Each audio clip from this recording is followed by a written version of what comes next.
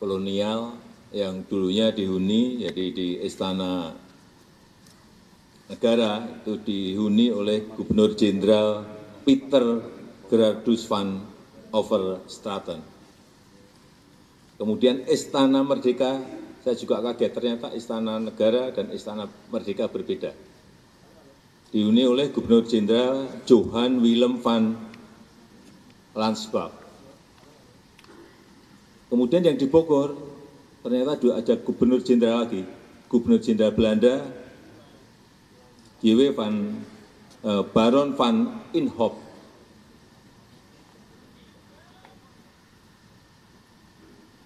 Saya hanya ingin menyampaikan bahwa itu sekali lagi Belanda. Bekas Gubernur Jenderal Belanda. Dan sudah kita tempati 79 tahun. Di bau-baunya kolonial selalu saya rasakan setiap hari, dibayang-bayangi.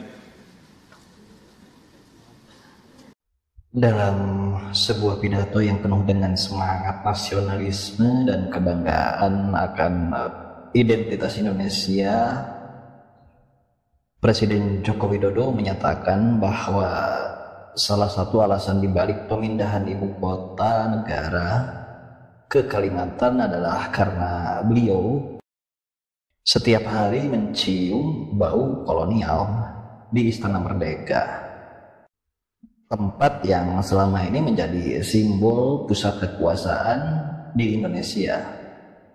Pernyataan ini yang pada permukaannya tampak sebagai bentuk perlawanan terhadap warisan kolonial, sesungguhnya menuntut sebuah analisis kritis yang lebih dalam. Kolonialisme dalam kajian teoritis bukanlah semata-mata soal bangunan atau artefak fisik.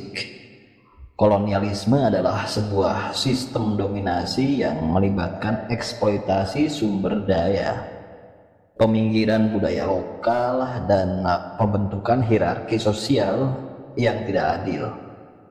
Dalam konteks sejarah Indonesia, kolonialisme Belanda bukan hanya tentang pendirian bangunan-bangunan megah seperti Istana Merdeka, tetapi lebih mendalam lagi menyangkut bagaimana kebijakan-kebijakan dan struktur kekuasaan kolonial mengakar di dalam cara berpikir, berperilaku, dan tata kelola negara. Pemindahan ibu kota jika dilihat dari perspektif ini menjadi semacam simbolisme yang gagal memahami esensi dari apa yang disebut sebagai kolonial. Bau kolonial yang dirasakan oleh Jokowi mungkin bersifat harfiah, merujuk pada sejarah tempat dan arsitektur istana yang dibangun oleh pemerintah kolonial Belanda. Namun, mengidentifikasi kolonialisme dengan bangunan fisik saja adalah sebuah reduksi yang keliru. Sebaliknya, warisan kolonial yang paling berbahaya dan seringkali tidak disadari adalah bagaimana pola pikir dan perilaku kolonial itu masih diadopsi dan direproduksi oleh para pemimpin pasca kolonial, termasuk dalam pemerintahan Republik Indonesia. Ini bisa dilihat dalam berbagai aspek seperti sentralisasi kekuasaan, penindasan terhadap perbedaan, dan eksploitasi sumber daya alam yang tidak jauh berbeda dengan apa yang dilakukan oleh penguasa kolonial dahulu. Kepemimpinan Presiden Joko Widodo kerap dipandang sebagai representasi dari gaya kepemimpinan yang sederhana, berakyat, dan berorientasi pada pembangunan. Namun, jika kita menganalisis lebih dalam, ada beberapa karakteristik dalam gaya kepemimpinannya yang justru melanjutkan warisan kolonial yang tidak disadari. Misalnya, sentralisasi kekuasaan yang sangat kuat di tangan pemerintah pusat. Sementara daerah-daerah seringkali merasa ditermarginalkan dan hanya menjadi objek dari kebijakan yang diputuskan di pusat. Selain itu, kebijakan-kebijakan yang berorientasi pada pembangunan infrastruktur, meskipun penting untuk kemajuan ekonomi, seringkali tidak lepas dari pola pikir eksploitasi yang serupa dengan yang dilakukan oleh pemerintah kolonial.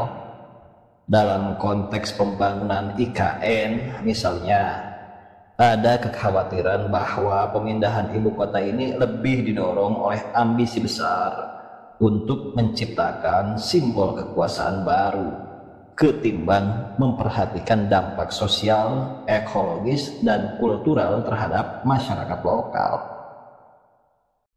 Kritik terhadap kepemimpinan Jokowi juga bisa diarahkan pada bagaimana visi pembangunan yang diusung seringkali terjebak dalam logika modernisasi yang serupa dengan proyek-proyek kolonial, di mana kemajuan ekonomi dan pembangunan fisik ditempatkan di atas segalanya, tanpa mempertimbangkan aspek keberlanjutan sosial dan budaya.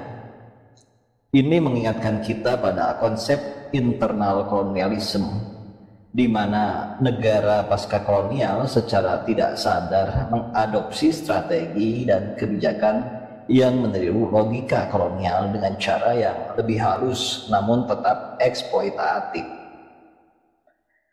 Pidato Jokowi yang mengaitkan alasan pemindahan IKN dengan bau kolonial di Istana Merdeka mengungkapkan pemahaman yang sempit tentang kolonialisme. Untuk benar-benar mengatasi warisan kolonial, yang perlu diubah bukanlah sekedar lokasi pusat pemerintahan, melainkan cara berpikir dan perilaku dalam pengelolaan negara yang seringkali masih bercorak kolonial. Menghapus warisan kolonial tidak bisa dicapai hanya dengan mengganti bangunan atau memindahkan ibu kota. Itu hanya akan menjadi pengalihan simbolis tanpa menyentuh akar masalah.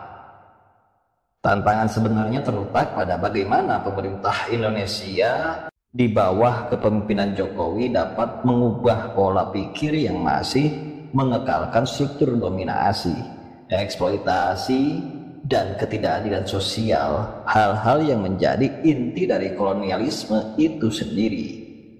Hanya dengan demikian kita bisa benar-benar melepaskan diri dari bayang-bayang kolonial yang masih menyelimuti bangsa ini.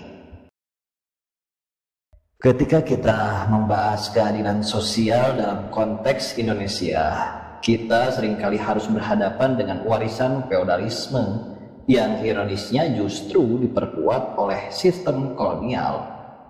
Feodalisme ini tercermin dalam pola relasi sosial di mana segelintir elit memiliki kekuasaan besar atas mayoritas rakyat yang termarginalkan. Pada masa kolonial, sistem ini diperkuat melalui kebijakan-kebijakan yang memelihara hierarki sosial untuk memudahkan kontrol dan eksploitasi sumber daya. Peninggalan feodal ini masih dapat dilihat dalam struktur kekuasaan dan distribusi kekayaan di Indonesia modern, di mana ketimpangan ekonomi dan sosial tetap menjadi masalah yang signifikan. Meski kemerdekaan telah diraih dan pemerintahan berada di tangan bangsa sendiri, struktur kekuasaan yang eksploitatif dan tidak adil seringkali masih terlihat, baik dalam kebijakan ekonomi maupun sosial. Misalnya, kebijakan pembangunan yang diklaim sebagai upaya meningkatkan kesejahteraan rakyat kerap kali lebih menguntungkan kelompok-kelompok tertentu yang memiliki kedekatan dengan kekuasaan. Sementara masyarakat miskin dan daerah tertinggal tetap menjadi korban dari kebijakan yang tidak berpihak pada mereka.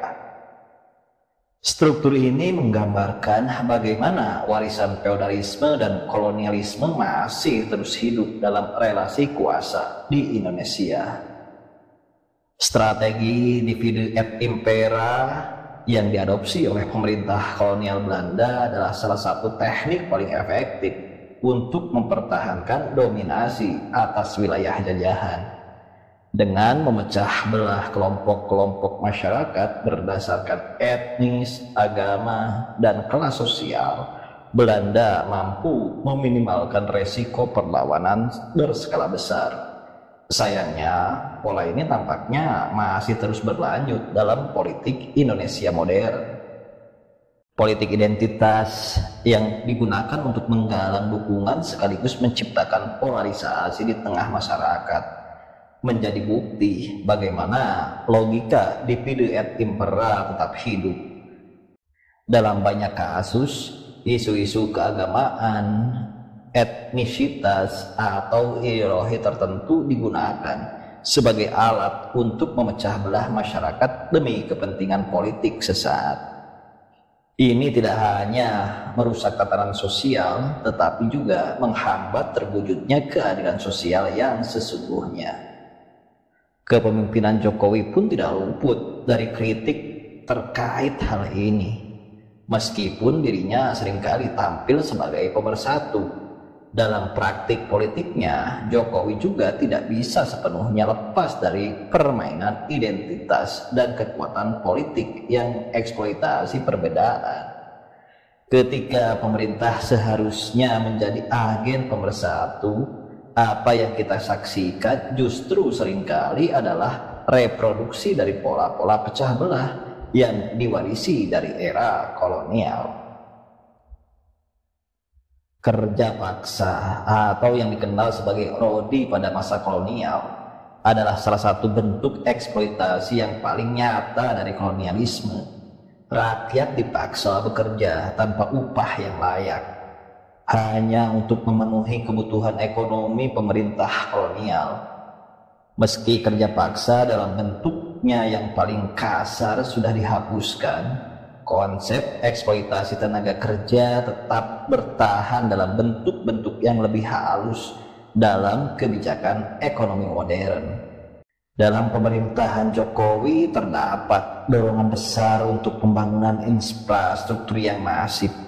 Sementara proyek ini dianggap penting untuk pertumbuhan ekonomi, namun seringkali mereka juga disertai dengan pelanggaran hak-hak buruh dan perampasan tanah rakyat yang tidak mendapat kompensasi yang adil. Selain itu, buruh seringkali dihadapkan pada kondisi kerja yang tidak jauh berbeda dengan kerja paksa, dengan upah rendah, jam kerja panjang, dan minimnya perlindungan sosial. Penerapan pajak yang tinggi juga menjadi isu yang mengingatkan kita pada eksploitasi ekonomi di masa kolonial. Pajak yang diperkenalkan oleh pemerintah kolonial seringkali tidak adil, hanya bertujuan untuk mengisi kas pemerintah Belanda, sementara rakyat Indonesia menderita. Dalam konteks sekarang, meskipun pajak diperlukan untuk pembiayaan negara, penerapan pajak yang tidak proporsional terhadap rakyat kecil sementara kelompok elit dengan mudah bisa menghindari kewajiban mereka merupakan refleksi dari ketidakadilan yang masih bercokol. Untuk benar-benar melawan warisan kolonial yang masih hidup, perlu ada kesadaran yang lebih mendalam di kalangan pemimpin dan masyarakat bahwa kolonialisme bukanlah sekadar soal sejarah, bangunan, atau simbol, tetapi tentang pola pikir, kebijakan, dan sistem yang terus memelihara ketidakadilan dan eksploitasi. Pemindahan ibu kota tidak akan banyak berarti jika pola pikir kolonial masih mengakar dalam cara pemerintahan dijalankan. Tantangan yang dihadapi Indonesia di bawah kepemimpinan Jokowi adalah bagaimana menciptakan kebijakan yang benar-benar berorientasi pada keadilan sosial, menghapus sisa-sisa feodalisme, menghindari politik pecah belah, dan memastikan bahwa semua warga negara mendapat hak yang sama tanpa diskriminasi. Mengubah fisik bangunan atau lokasi pusat pemerintahan hanyalah permulaan. Yang lebih penting adalah membongkar warisan kolonial dalam pikiran dan perilaku. Dan ini memerlukan perubahan mendasar dalam cara kita memahami dan menjalankan kekuasaan.